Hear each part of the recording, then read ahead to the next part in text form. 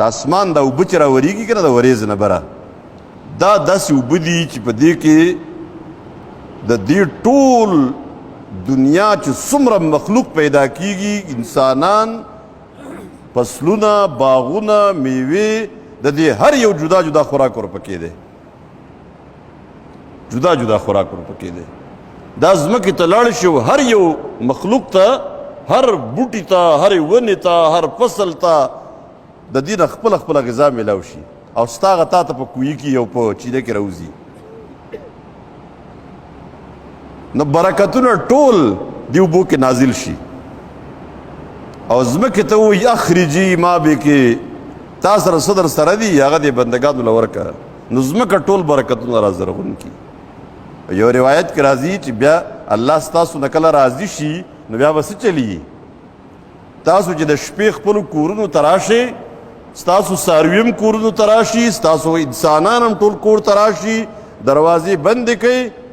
او په امن شئ الله به د شپې باران وورئ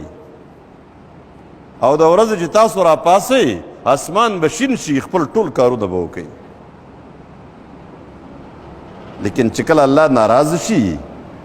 نو اسمان ته حکم وکړي دا بندگان باغیان شو بند که نو باران به وریږي بې وخته به وریږي باران وریږي سیلې طوفان به راځي ګلی به کیږي او داسې وخت کې به باران وشي چې فصل ته هېڅ پیدا نه ورکوي غنم سمسور ولاړ دي د لو په وخت کې دي باران وشو نقصان کوي که نه بې پیدې پیدا به نه درکوي دا د کائناتو ټول نظام دا ستا مخالف شو لکه نن چې څنګه زمونږ مخالف دی زمونږ ټول هر څه دا سخته ګرمي د باران پسې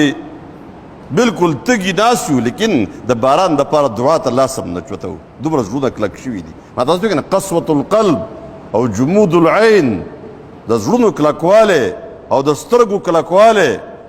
چې د دې باوجود زمونږ لاس نه اوچتېږي د باران دپاره د استسقا دپاره څوک بار نه راوځي مونږ دلته اعلان وکړو نه څومره سخت ضرورت دی